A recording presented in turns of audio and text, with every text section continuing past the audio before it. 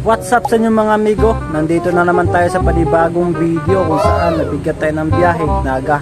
Itong outlet ng mga amigo ay hindi ko pa na-deliveran. Sa karamihan na-deliveran na to pero sa akin hindi pa.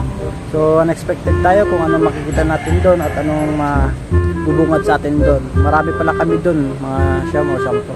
So yung iba kargado na, yung sa amin na hindi pa. Pero yung kakumboy ko kargado na. So resibo na lang mga kulang mga amigo. Yung truck natin na si Bibiblog mga amigo ay nandun, naka-dock po. Siya po ang kinakargahan ngayon. So mga amigo itong outlet na itong mga amigo hindi ko pa talaga doon napupuntahan. So abang-abang na lang tayo doon mga amigo. More trip tayo doon. More adventure na naman tayo. Kakatapos na natin sa Baguio. So nandito naman tayo sa Naga mga amigo. No? So waiting na lang po tayo sa kung ano mangyayari doon. So let's go mga amigo.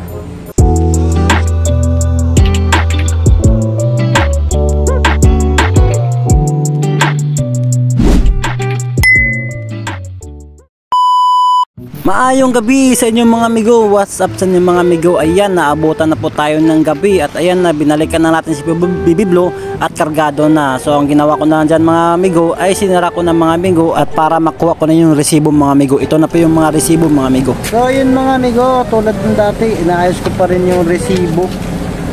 Pagkatapos pala namin kargahan mga amigo ay umikot na kami dyan mga amigo. Nang hanap na kami ng maparkingan at maayos ko na yung resibo. At nang natapos ko na po ayusin yung resibo mga amigo ay diretso na po tayo dyan sa Tagasilyo mga amigo upang magpasilyo at makaalis na po tayo dito sa ating warehouse. Saka mga amigo nakapila pala tayo dyan at tayo mga kasunod dyan mga amigo SB Biblo. Pagkatapos ng mga amigo ay tayo na po ang sisilyuhan dyan. Ayan mga amigo, sinilihan na po tayo at pipicturean po dyan ng guard mga amigo bago tayo umalis mga amigo kasi kailangan yon. Ayan, paalis na po din tayo mga amigo. Ay, magagaray ka ba? Garahin muna kami amigo. Gumarahe kami dyan mga amigo dahil hinihintay namin yung iba para sabay-sabay na po tayo dahil marami po tayo pupunta doon mga amigo. At nang okay na mga amigo ay alis na po tayo dyan. I-exit na po tayo ng Laguna. So ready to trip na lang tayo mga amigo. Sa bawat biyahe na ating pupuntahan mga amigo, lagi kong inuulit sa iyo, ni-enjoy po lang natin ang biyahe. Huwag po natin isipin na napapagod tayo. Siyempre napapagod po tayo pero ini-enjoy lang po natin yung mga amigo. Enjoy the process lang mga amigo hanggang sa nandun na ka na sa dulo mga amigo na narating mo na.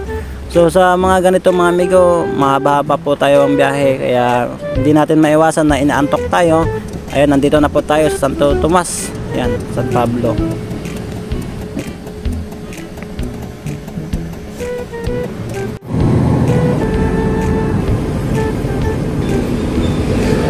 Ilang bayan na rin natin nadaanan dyan mga amigo hanggang sa ayun mga amigo nandito na tayo sa province of Quezon. So hanggang bukas na lang mga amigo, naantok na rin kasi ako.